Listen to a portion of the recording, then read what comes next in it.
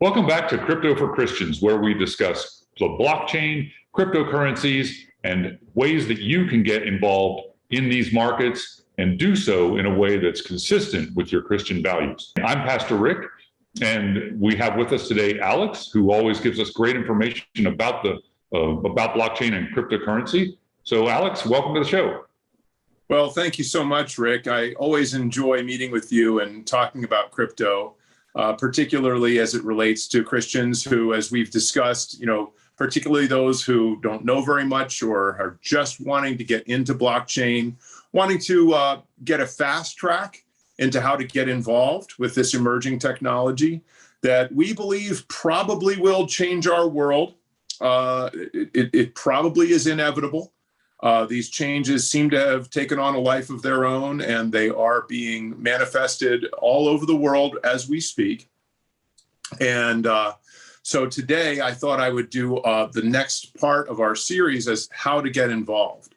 What we've covered so far, Rick, is number one, how important it is to research and understand what the basic big blockchains are. So you want to find out about the large cap blockchains that are already established, that are already running, and also the big boys that are up and coming. So large cap blockchains that include, of course, Bitcoin and Ethereum, and then, of course, things like Cardano and Polkadot and Binance. Both Cardano and Polkadot are actually still in the development stage, but they're late in the development stage, and they will be rolling out and doing more and more things for all of us in the months and years to come. We've talked about how you can buy cryptocurrency that are the units of exchange on those blockchains. And we've talked about some of the ideas about which of those big blockchains are going to be the big winners. We've talked about the Ethereum hypothesis, that maybe some of the sidechain fixes for Ethereum may make Ethereum just bigger than ever. We've also talked about how a meaner, leaner chassis, something like Polkadot or Cardano or Avalanche, just as a few examples, might end up being the big winner in the ultimate blockchain space, where people are using blockchain to solve all kinds of everyday problems, because it's such a powerful technology. Another thing that we've talked about already is staking. So the idea is that if you're interested in getting invested in crypto, you would buy some of the blockchain of your choice. And then if it's a stakeable blockchain like Avalanche or Cardano or Polkadot or any of the proof of stake blockchains that are up and coming, you can actually stake that cryptocurrency and earn interest on it. It's relatively easy to do. It might take you a few hours to figure out the first time. And then once you figure it out, it's something that you can just set and forget and just earn that cryptocurrency on a very regular basis, either every 5 days or every month or 2 months, depending on the blockchain and depending on the payment schedule of those blockchains. Now, that's all really good stuff to talk about. It also starts to sound like investment advice, which is the time when we have to remind people that this is not investment advice. I'm just a crypto enthusiast. I happen to be a Christian, and I happen to be invested in just about everything we'll talk about on this show. However, I am not a financial advisor, and I don't give financial advice, nor should anybody take anything that I have to say to be similar to financial advice. Hopefully you'll be educated by what I have to say. Hopefully you'll become curious and research it on your own. And Rick, you haven't become a financial advisor since the last time we spoke, have you? No, sir, Alex. I am an ordained pastor, ordained minister, I should say, and a pastor, and have been doing that for a long time now. But the investment advice is definitely not something I do. So we don't want to let anyone think that that's what we're doing here on this show. That's spiritual advice. I would say spiritual advice. I will say yes, we can definitely advise you in that way. If you have any questions, feel free in the comments to ask any spiritual questions, but do not consider this investment advice. Well, I may be asking some spiritual questions before we're done with today's show, because today, what we've covered so far is, at least with relative to the volatility that is always part of the crypto markets. Markets have a very hard time pricing innovation, and so they tend to be very heavy with fluctuations. That's fluctuations down, and you have to be prepared to lose almost all the money that you invest.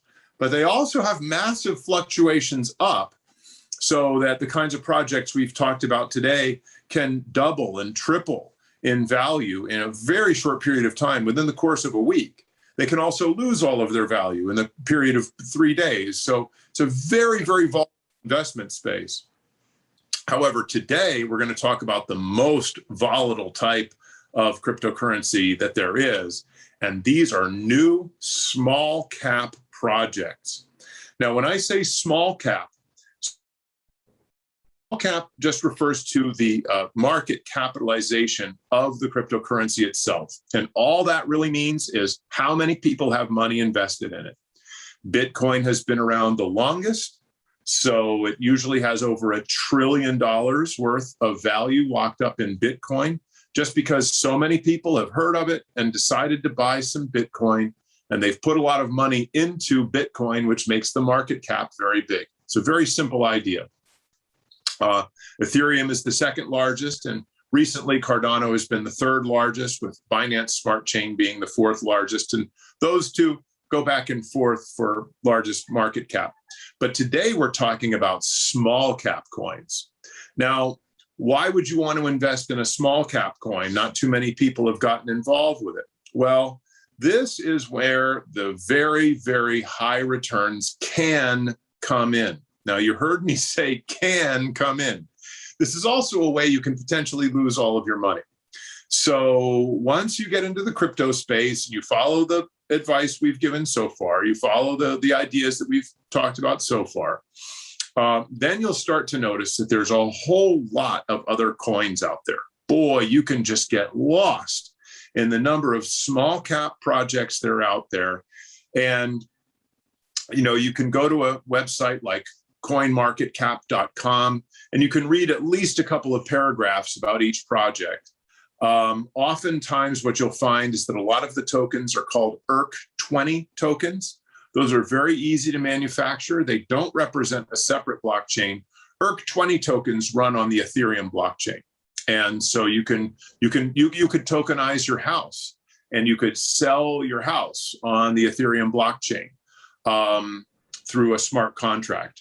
And so that would be probably an expensive small cap coin. That would be a coin that currently has a market cap of 0, but it would have a market cap of whatever the value your house is after somebody transacts with it.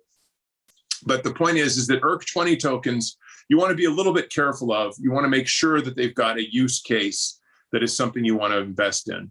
What you're really wanting to find are those new tokens that have not gone anywhere yet. And how do you do that? Well, there's some really smart ways of doing it. I think that most people, including me, will get completely lost looking at lists of thousands of different coins with all kinds of different names. And it does seem like every coin has a little story to it. You know, somebody's gone to the trouble of explaining why you should buy this particular coin. I don't necessarily think that's very good advice. What is really exciting about today's crypto market, however, is that there are platforms that actually do the curating for you. These are platforms that want to promote one of the larger blockchains. So for example, Binance blockchain, third largest or fourth largest blockchain, has a platform where they identify, big players in Binance identify really promising quality projects and then effectively advertise them so that people have an opportunity to buy those projects at an early point in the equation. And so, for example, what I'm referring to here is what's called Binance Launch Pad. This is a curated place where they've looked at the projects ahead of time. People smarter than probably all of us are looking at these projects and thinking, hey, that's a really winning idea. And then and only then do they make it part of Binance Launch Pad. By contrast, by the way, anybody can make an ERC20 token and throw it up on the Ethereum blockchain, and it'll be somewhere on CoinMarketCap. Okay, and there's a whole lot of that. And those really are trash coins. They really are garbage, probably. There probably are some diamonds in there. There's probably some gems. But for the most part, there's way too many of them for a novice or even somebody that doesn't have a huge amount of time or expertise to explore all of that. But on Binance Launch Pad, the big players in Binance have gone to the trouble for you of saying, hey, you know what? We looked at this project. We actually think it's pretty promising. We're going to go ahead and promote this one and offer it up for sale at an early point. Now, I want to be clear that there are no guarantees in this. There's absolutely no money-back guarantees. There's absolutely no way to be sure that the people at Binance were correct in predicting that this would be a valuable project. However, what is exciting is that you can buy large quantities of these coins for very, very small amounts of money. We're talking about pennies and sometimes even fractions of a penny. And what that means is if you put in a small investment, you could possibly end up with something that has an extraordinary rate of return. And now I'm going to say it. Yep, these small cap coins can sometimes 100x. They sometimes even 1000x. And I know that sounds crazy, but it has all happened all in the last couple of months. Coins can come along, turns out they catch on, they get a good launch going, and they can go up an enormous, enormous amount. And this accounts for the stories that you've probably heard of people making crazy fortunes overnight in crypto. So what I'd like to share with our viewers are some of the best places to take advantage of these opportunities. So I mentioned Binance Launch Pad. There's another one called PokerStarter. Now, you talk about speculative investments. This would probably define that. If you look up speculative investment in Wikipedia, I think that PokerStarter would really qualify because Polkadot is not a fully mature blockchain yet. They're still working it out. They're still working on development. Now, the people that are doing this are some of the very smartest computer programmers who ever lived, who ever walked the face of the earth. And they're working for Polkadot to make this work. I believe strongly that it will work. And I believe that PokerStarter is a wonderful place to go and buy new projects that are going to be rolled out on the Polkadot blockchain. But let's be very clear about this. They're going to be inexpensive, and they may well drop down to zero if anything goes wrong. So I want people to be really clear that there are potentially very high rewards, but there also really is a risk that whatever money you lay down, you're actually losing. It could be similar to putting money on a wheel in Las Vegas, with one very important exception to that, which is that these projects are very legit projects on PokerStarter. These are brilliant people who have come together to solve problems using blockchain technology, and that's what they're doing. Another very similar project is called CardStarter. CardStarter is a project on Cardano where you would have to make an investment in the cards cryptocurrency first. So you buy cards, which is a cryptocurrency, and once you've bought 100 of them, which currently would cost you about $2,000, then you become eligible to receive bargains on brand new projects that CardStarter uses that money to fund. So when you pay the $2,000 for those cards, you own a cryptocurrency called cards, and you become eligible to get offers to buy the projects that money goes to fund on the Cardano blockchain. And what do I want to say about that? The thing to remember about buying cards is that it is a cryptocurrency, so you haven't lost your money. It's not like you put the money down and then now you're just eligible and there's no recourse. You can always sell your cards. And it's possible that cards could become extremely valuable when other people want to get early deals on Cardano projects, I mean to say. So those are three places that I think are probably the best in the business. And that would be PokerStarter, Binance Launch Pad, and CardStarter for people who are interested in the low cap idea, who are looking for that explosive growth, who understand that this is money that they're risking, and who also want to have a little bit of a better chance of getting a high quality product. Now, what are your thoughts on casting seeds to the wind like this, Rick? What is a Christian supposed to think when they take money that, I don't know, maybe they could be giving to their church, and instead they're taking a high-risk investment like this? How does that fit into the way we want to be thinking as Christians? Well, Alex, that's a great question. And first of all, I should mention that I know before we have discussed the idea of planning and how whenever we make our plans, of course, it is God's plans that will prevail.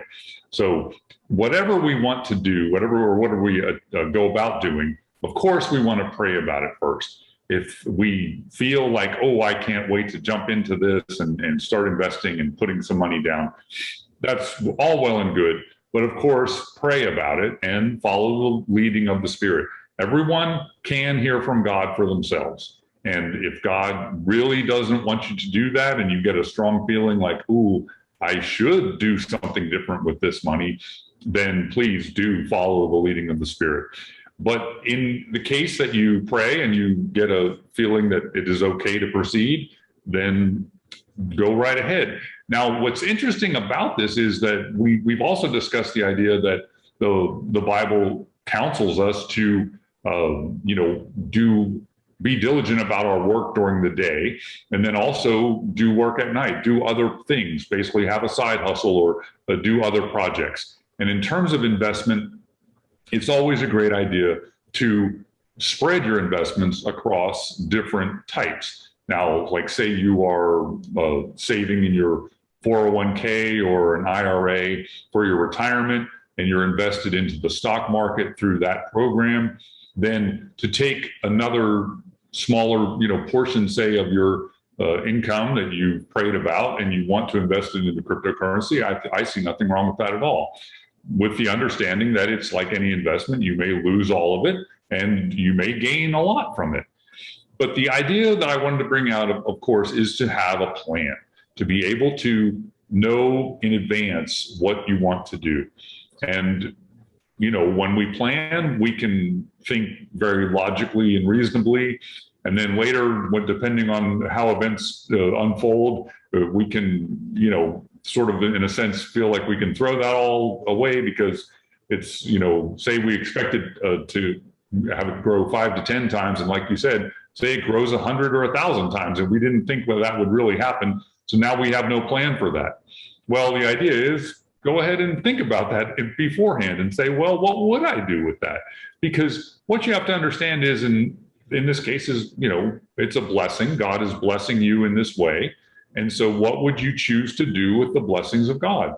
We all are blessed by God in many ways, not just financially. And what do we choose to do with the blessings that God has given to us? And in all of these things, God wants us to be good stewards. We need to be wise and to be judicious about what we do. And so whenever we have received a blessing from God, we should, of course, decide, hopefully in advance, this is how I'm going to proportion this. If we do receive a financial blessing, there is, of course, the concept of tithing, where we give 10% of our earnings, of our increase, as the Bible calls it, back to the church or to others. I believe it's great to give to your local church that you're attending. I believe that's the correct thing to do. But there are also offerings. And if you want to make an offering to something outside the church, so something that's hopefully Christian, but if not, at least a very something is a well-vetted, a worthy cause. So in any case, if it is a worthy cause, then certainly go ahead and distribute the money to them. But in this case, what I would say, Alex, is that we should understand that a lot of this relates to proportion. Because if you say, okay, well, I'm just going to put out a number. Say it's $1,000. I have $1,000 I've saved up outside of my retirement fund. I don't need it for other purposes. I have money available if something happens to go wrong or whatever it is. But you have some money. Say it's $1,000. What I would say is, when you make your plan if you say, I want to invest all $1,000 into cryptocurrencies, but it sounds to me like from what you've explained to us throughout the different shows we've had is to say, take a higher percentage, say $100 or 500 of that, and split that up among the larger cap coins you've talked about. And then say maybe take a smaller percentage of, say even just $100 or maybe $200, and say, I'm going to go ahead and invest that into these other projects, and then split those up again, whatever amounts makes the most sense. But say put $50 into 4 different things that you like, some projects that I actually have a friend who is a minister as well, a pastor, and he's much younger than me, but a while back he put his money into a certain coin you haven't mentioned ever, but it's that one that starts with a D. I don't know if it's Dogecoin or Dogcoin or whatever they call it. Yeah, Dogecoin. Dogecoin, okay. And he publicly announced, I'm putting $50 into this. And I think the amount that it was costing at that point was like 0.00000 something. It was very, very small. And now I know it's up into the, I don't know if it's above 20 cents or something. I don't know exactly. Yeah. Anyway, so he's made an incredible gain on it if he's kept it, which I think he decided he was just going to, put a small amount in. He could afford it. And, I'm hoping he's doing great with that, and he's making money on that. But that's the kind of idea we're talking about. There's nothing wrong with taking something you can afford to lose. And if you invested in something and it does increase by a great amount, then just be aware that at what point you do harvest that increase, then you should, of course, be generous with that. And, you've made your money back. You can certainly give back give money to worthy causes, whether it be your church and or other things. And then you're, in essence, assured of God's blessing at that point, because he wants to bless us. He wants to give us good things, and he wants us to do well. So that, of course, is, if you're prayerful about it when you start and he does bless that, then please go ahead and enjoy the rewards. Treat yourself to something nice as well, and then he will continue to bless you. Well, that is fantastic, Rick. And I just think it's so wonderful for our listeners to hear about that from you. I mean, that really is the purpose of our channel. I'm glad to bring, some of the technicals and some of the how-to stuff to our viewers. And I think we'll probably do some more hand-over-hand kind of stuff in the future, where we can actually show you on a computer screen what to do. But I think the most important thing is that we stay right with God throughout this very unusual process. I've been in it long enough to, have some of these very big gains, and, it's crazy making. It's disorienting. I thought I wanted to make this much. Now I've got this much and I don't even know what to do. It's disorienting, and I see how people can easily get off track. And so being able to hear about, basically God's perspective on this. In other words, what does our Christian faith teach us? I think is just so essential for ushering in this new era and getting ourselves involved in this new technology, where some of these things may happen to some of us as we look to get involved with blockchain and make it work positive things for the world. So terrific doing a show with you again, Rick. I can't wait until our next show. We'll talk a little bit about some of the charitable kinds of activities that are happening on blockchain. We'll talk about how to pick investments based on use cases that are consistent with your values.